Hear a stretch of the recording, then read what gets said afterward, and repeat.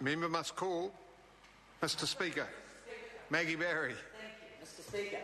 I rise to support the Hutt City Council Graffiti Removal Bill at its first reading.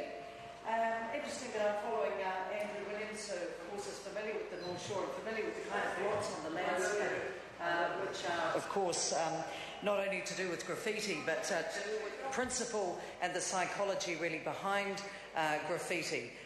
Psychologists liken it to dogs marking their territory when they go up against a tree or some other such object. Point of order. Point of order.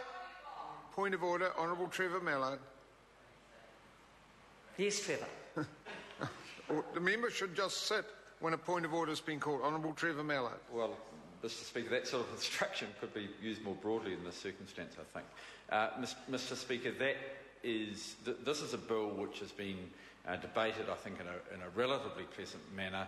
The member is heading into what is a clear personal attack and should be stopped. Right.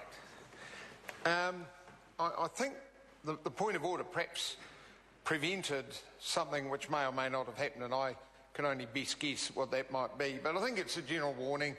Members should debate the bill. Maggie Barry. Thank you. In response to the interruption, I would like to finish what I was saying, which is, of course, the psychology behind the people who do graffiti and tagging is that they make a mark on something.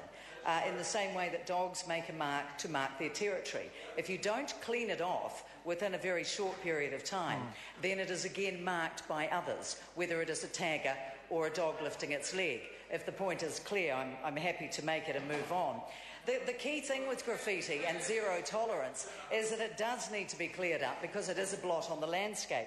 And I would agree with Trevor Mallard that there are many examples around the country, and I too have been impressed with the mural at Wainuiomata.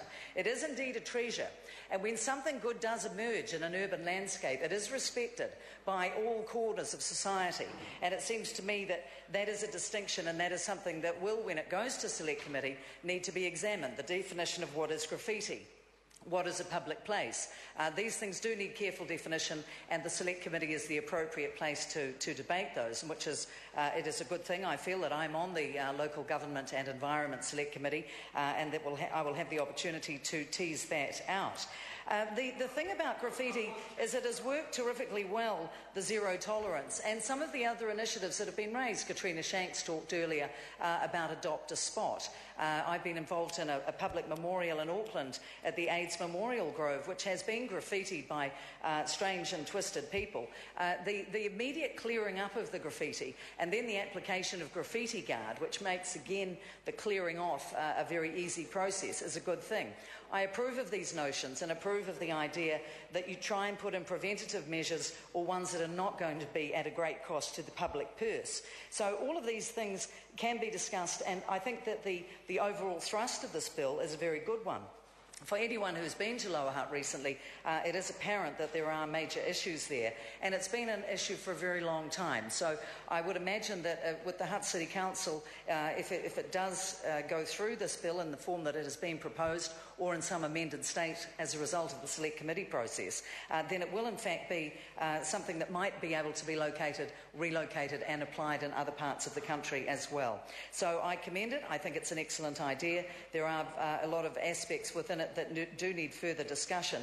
I agree with what has been said about the impact, the negative impact of graffiti. I feel that it is something that has to be cleared away right away, and there needs to be a public unity around this, because these people that do it are not very much in the mainstream, but more on the fringes of society. So I'm looking forward to it coming before the Select Committee, which I'm a part of, and debating it in more detail at that time. Chris Hipkins.